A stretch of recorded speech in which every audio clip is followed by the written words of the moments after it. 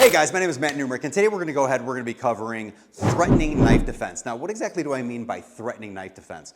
Well, you have to understand that if someone's going ahead and let's say they're in front of you with a knife, they're going to be mainly doing two things. First thing they could be doing is actually attacking you. So they're actively slashing you, stabbing you, whatever.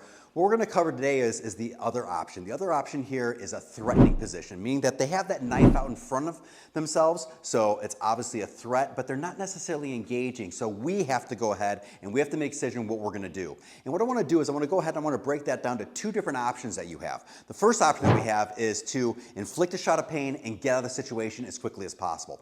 The second kind of option that we have is to actually go ahead and engage on the person, lock up in close quarters and take them out with our close quarter tools. Now, why are we making a difference between those two? Well, a lot boils down to what is our goal and what does the situation exactly entail. You have to understand that if I'm by myself and I have somebody standing in front of me in a threatening situation with the blade, I'm going to go ahead and inflict a shot of pain and just get the heck out of the situation. But on the other hand, if let's say I have somebody with me, maybe a girlfriend, a wife, maybe a small child, something like that, that's a situation where we might need to engage because I just can't inflict a shot of pain and run away and now leave that person there to threaten whoever I was with. So in that kind of situation, we now need to take the person out of commission. What that means is once again, getting into our close quarter kind of a range and using our ballistic tools like our elbows, our knee strikes, and things like that. So what I'm going to do is I'm going to go ahead, I'm going to start on off by bringing Mark out here and just kind of showing more or less what we mean by this threatening knife situation. He's going to have the knife out in front of him just like such, but once again, he's not engaging. That is the big point that I want to make here right off the bat. We could have somebody actively attacking us, but a lot of times somebody maybe is just holding a knife out threatening us saying, give me your car keys, give me your money, whatever it is. Well, in this kind of a situation right here, what I want to do is, the first option is to get out of the situation. When we get out of the situation, we're just inflicting a quick little shot of pain and leaving the situation. So if I have Mark in this kind of a stance right here, I want to make sure that this weapon here gets away from me as far as possible so I can inflict a shot of pain. The combo that I like to use right here is just a basic little slap right here, a step out, and then a groin kick right here. So I'm moving to a range where it's going to be more difficult for him to slash back. If I go ahead and let's say I don't take that step out and I slap the knife away, sure, he can counter back and slash me. But if I go ahead and I move out of range while I do it, now even if he counters back, once again, this is going to be able to miss me. That's why that step out or that outward step right here is so important. I'm getting to a better zone where I get out of the range that he could just counter back and slash back. You also have to remember that all this is happening very, very quickly. So when Mark is bringing this right here, I am slapping right here, I am kicking, and then I'm exiting out of the situation. I obviously don't want to run back this way. This is where the knife is. I want to go ahead and I want to get out of the situation. So I want to get through that exit wherever it may be. So if he's standing here right here, I'd like to have my hands around the same kind of height as the weapon is.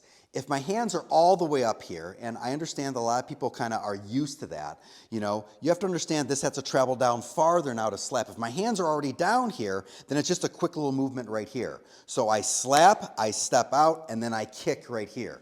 Once again, these three steps here, I'm slapping, I'm stepping, and I'm kicking.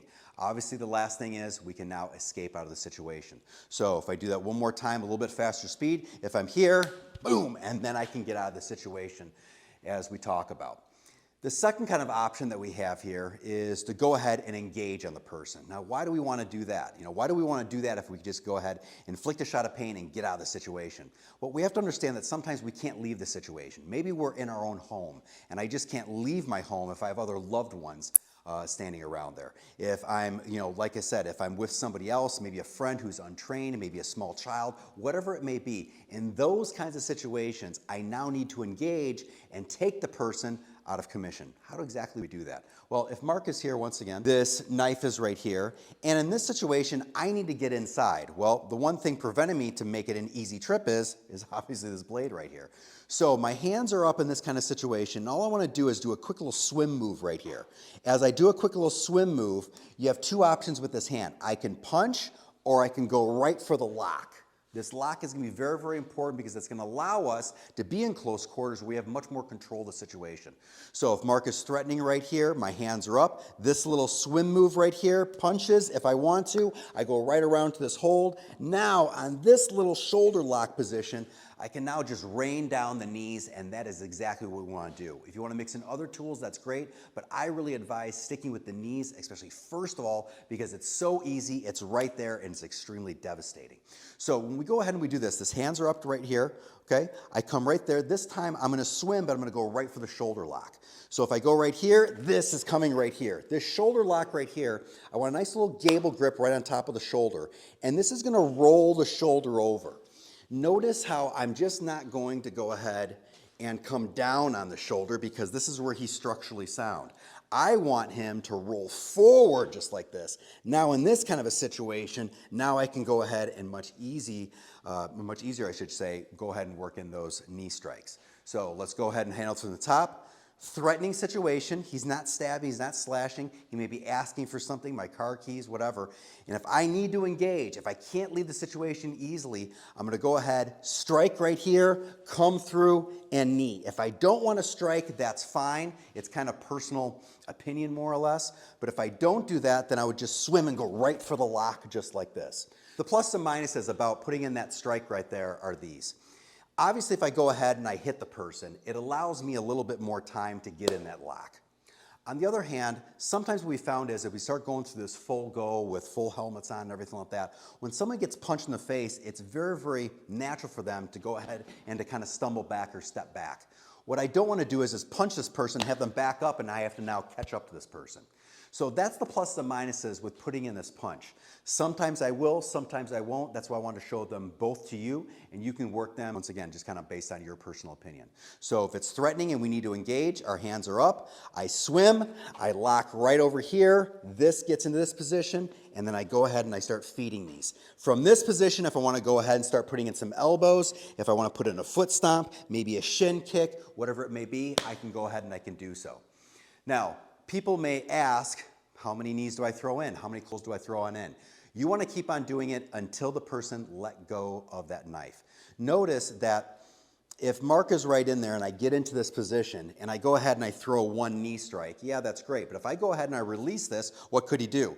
He could start stabbing and slashing from this situation. So what I'm looking for is, I'm looking for you guys to throw in as much knees as possible. And once I hear this knife drop, that means I can go ahead and I can disengage if I need to, okay? So Mark's gonna go ahead and pick up the knife one more time.